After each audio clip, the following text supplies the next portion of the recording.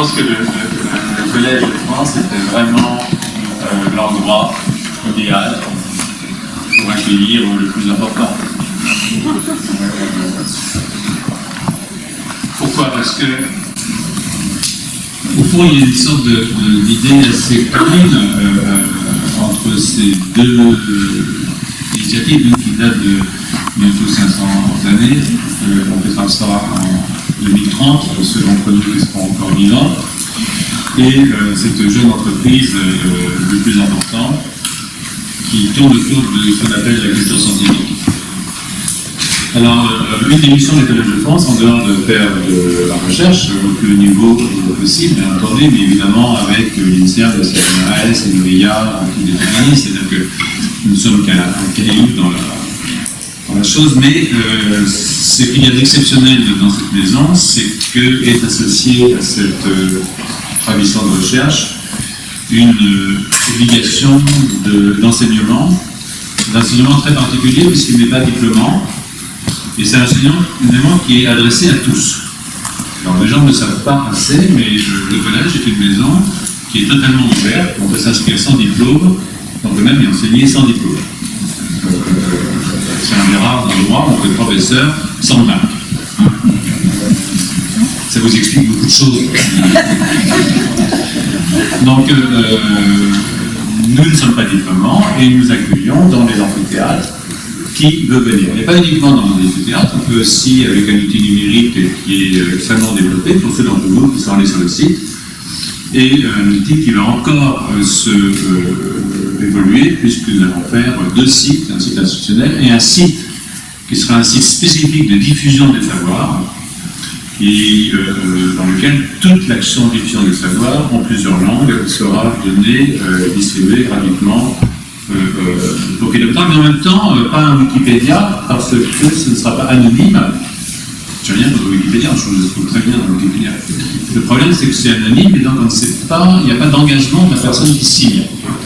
Or, il est important que si on met de l'information scientifique ou culturelle à l'usage de tous, il y a quand même une responsabilité de la personne qui donne cette information, donc ça, vers qui se retourner. Et donc, le collège s'engage vers cette voie, et s'engage aussi vers les lycées et les collèges. Nous avons des actions multiples dans cette direction, et pour nous, c'est très important parce que c'est un public qui ne sait pas toujours qu'il peut avoir accès au savoir.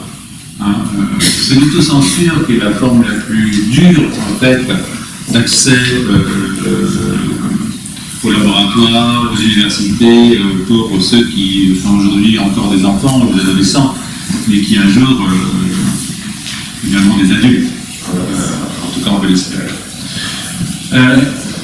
Donc et en même temps, c'est un vivier qui est très important pour la recherche et pour l'enseignement, dans la mesure où ce sont des activités qui restent encore, bon, c'est un mot qui a été très galvaudé, ascenseur social, mais c'est encore un ascenseur social pour des gens pour qui ça reste quelque chose d'extraordinaire.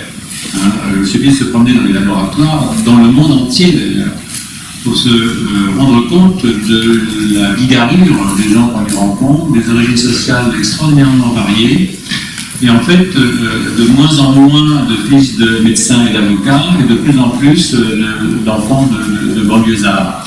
Et vous savez, c'est la recherche et la science, c'est un petit peu comme la danse ou le sport. C'est pas quelque chose qui est donné par la tradition familiale forcément. Il y a des gens qui sont doués et des gens qui ne sont pas.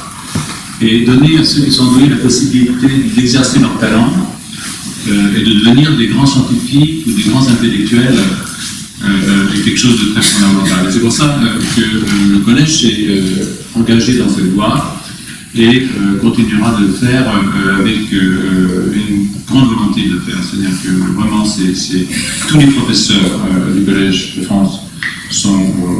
il n'y a pas que des professeurs au Collège de France, aussi des chercheurs. C'est une maison, nous avons environ un millier de personnes qui font de la recherche et de l'enseignement sur le collège. Ce n'est pas uniquement les 50 des mesdames et des messieurs dont vous avez l'habitude.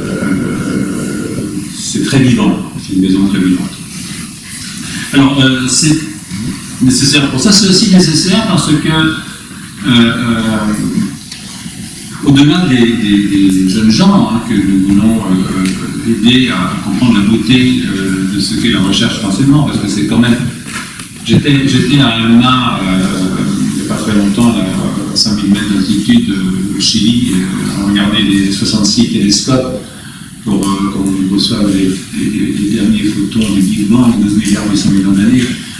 C'est un geste éminemment poétique, c'est-à-dire que ça va bien au-delà même de la connaissance. C'est quelque chose d'extraordinaire. Aucun singe ne l'aurait fait. C'est-à-dire que c'est vraiment... il faut être sapiens pour avoir, pendant 30 ans, pensé à construire des choses comme ça. Et tout d'un coup, vous arrivez à 5000 mètres, vous avez 66 télescopes qui sont en train de scruter l'origine de notre univers. Donc, rechercher des matières organiques interstellaires. Donc, il y a quelque chose d'extraordinaire, il y a un souffle de beauté dans la science et dans la recherche que je crois qu'il était capable de faire passer. Et c'est essentiel. C'est essentiel parce que énormément des problèmes auxquels nous aurons à faire face, contrairement aux autres, je pense que d'ici quelques années, certains d'entre nous n'auront plus à faire face à beaucoup de problèmes, mais la vie continue, enfin un certain temps. Nous ne trouvons pas des solutions dans une décroissance ou dans une idéologie d'appauvrissement, mais essentiellement dans des développements technologiques et scientifiques. Donc il ne faut pas se leurrer. Ce sont les sciences et les technologies et peut-être des modifications des modes de fonctionnement des sociétés. Et là, on va vers les sciences humaines qui nous permettront de faire face aux défis que nous nous posons à nous-mêmes par notre propre développement. Comme une espèce qui a eu un succès extraordinaire sur le plan évolutif. Quand même, 7 milliards d'individus, vous imaginez, dont 2 sur la Lune. Et sur 75% de la surface du globe, c'est quelque chose que simplement inouï. Mais évidemment, ça posera des problèmes pour le futur, ça en pose déjà pour le présent. Et je crois que au-delà des enfants, au-delà des adolescents, au-delà des étudiants, au-delà de nous-mêmes, les politiciens sont assez peu au courant, curieusement, de ce qui se passe.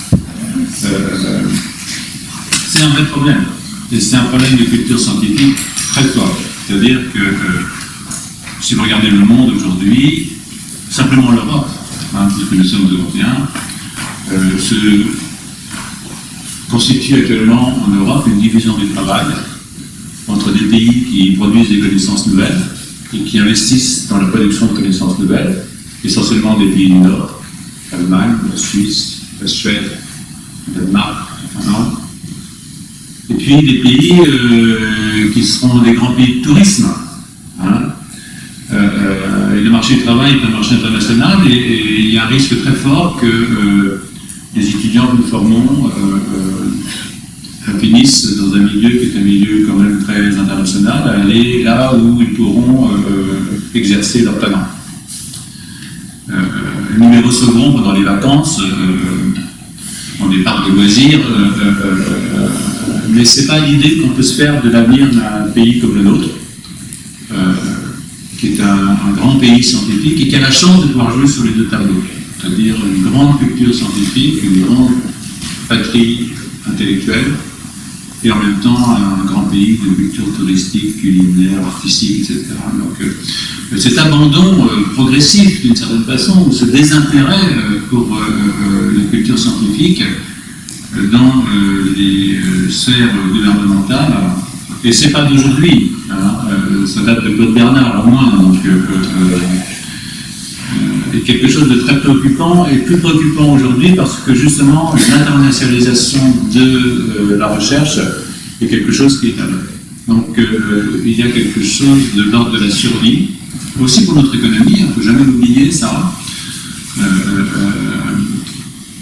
Si les consommateurs français veulent acheter des smartphones et qu'on leur vend des t-shirts, parce que les industriels français n'ont pas investi suffisamment dans l'innovation pour faire des produits de haute technologie, eh bien ça ne le fera pas. Alors, et donc les 20 milliards que l'Allemagne met tous les ans en R&D, dont 5 milliards en recherche fondamentale, eh bien se traduisent par une perte une descente sur le plan de l'industrialisation et de la force économique d'un pays comme l'autre. Et ça, c'est très difficile de faire comprendre ça, pas parce que nos dirigeants sont idiots, non, mais parce qu'ils n'ont pas cette culture scientifique et ne comprennent pas simplement que pour redresser la balance des paiements, il faut redresser les investissements en sciences et en technologie. Ils pensent qu'il faut d'abord redresser la balance des paiements pour investir en sciences et technologies, et c'est ce qu'ils font, avec le résultat que nous connaissons, et qui sont loin des satisfaisants. Donc, de ce point de vue, je crois que faire traverser le temps qu'on peut, autant qu'on peut, et à travers tous les canaux qui sont à notre disposition, une culture scientifique, parce que c'est de ça qu'il s'agit, en fait, au fond, c'est un problème de culture, eh bien, est indispensable pour attirer les jeunes, pour les former, mais aussi pour pouvoir les garder plus tard dans une société qui est une société de très haut niveau intellectuel.